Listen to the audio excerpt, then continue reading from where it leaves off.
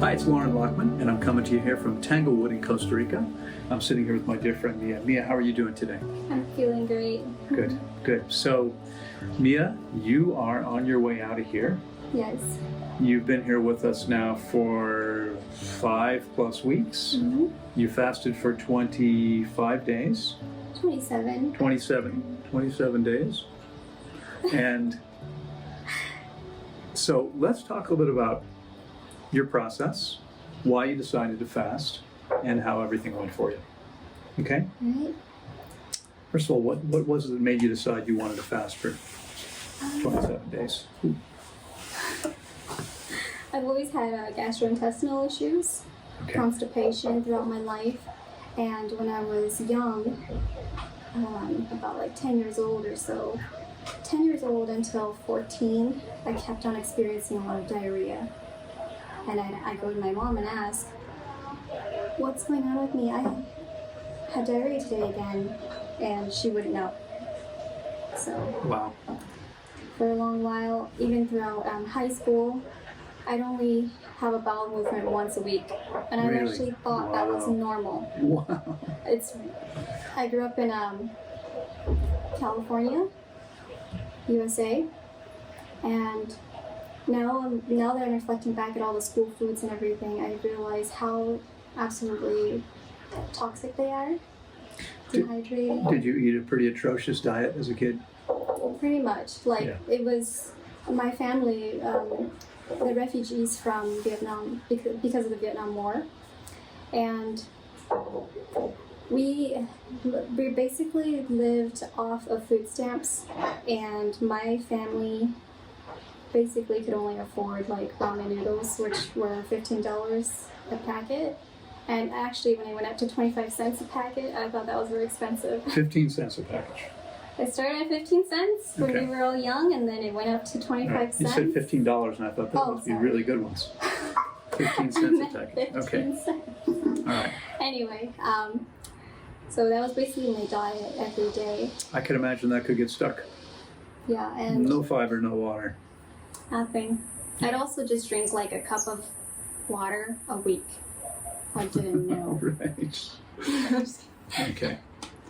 All right. So severe constipation, gastrointestinal issues. Was there anything else going on for you? Well, in the last couple of years, I had a lot of like memory issues and brain fog, and that's something I really wanted to cleanse my brain from. Yeah. Yeah. Okay. Good. Well, and there's very likely, right? I mean, everything is interconnected. So that severe constipation for so many years creates dehydration in the body. Dehydrated brains don't work very well, right? I mean, studies show that a 2% decrease in brain hydration creates a 20% drop in cognitive function. Yeah. So there's no question that was probably at play there. I would say the first week was really difficult. Every single week I experienced a new challenge, a different shift and change that I did not expect. Yeah. The first week I really wanted a lot of peace and quiet, and I did not have any spirit to speak or really connect to people. However, I did make a couple of friends here on the first week, and it was very enlightening because I've been looking for people who are aware of water fasting, veganism, and all its benefits, and I found many people here who are well versed in it, and so that gave me a lot of high hopes, since I've always felt like a lone wolf in my family to go on this journey even. Yeah. And I try to influence them to join me. I get really sad that they don't, and it kind of brings me down, but now that I am here and I've connected with so many people, I feel far more self-empowered and just fabulous and fun. We have the lone wolf pack. Yes, it's a whole pack of lone wolves. Yeah, there's a lot of us. Now we're a pack. Exactly. So you completed the process. You've now completed the refeeding process. Yes. And tell us what's happened for you. Okay. During my water fast process, I actually didn't feel hungry at all, and I was quite tired. I wanted to sleep a lot. I didn't have any bowel movements too. Nothing was flowing through, or I thought, why is it taking so long? It's already been 21 days and I didn't even have a bowel movement. Is this even going to work? And then soon enough at day 26, I started regurgitating the natural spring water that was consuming here. Right. And day 27, same thing. I was up at 2 a.m. regurgitating water again, and some of my neighbors could hear me, and they would go and get Loren to help me, which was good.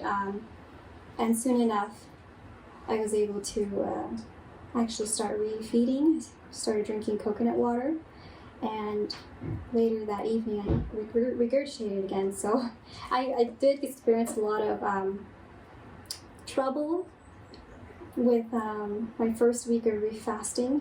Refeeding, sorry. I actually refeeding is actually a process that helped my gastrointestinal system move material, and actually I reabsorbed a lot of toxic material that kept me up at night and for a couple of days, and Sure. It was really difficult. Yeah, and it's important to point out, I mean, this is an inevitable part of the process. There's no, we can't get rid of the stuff unless we hydrate it. When we hydrate it, we're going to reabsorb a little bit. But ultimately, what happened is you've been able to eliminate this stuff finally. Yes. Right? Yes. Awesome. It took about 4 days, but a lot of material came out, and Right. there was even a day where I had like these 30 pieces of hard circular brown like pieces that came out of me all in one night. Yeah. It took about 3 hours, and Right. I was really astonished by it. It actually smelled like old fish, maybe from like sushi back then, or meat, and I don't know. Right. That's really my experience. Today is the 9th day of refeeding, and I have a ton of energy now. I feel good and ready to go. The trampoline has been very helpful to strengthen my leg muscles again, so I can walk everywhere. Right. Good. It's very beautiful. Good. So you're getting stronger. Yeah. Your energy is very high. Yes. You're eliminating regularly now. Awesome. Is there anything else that's really shifted for you?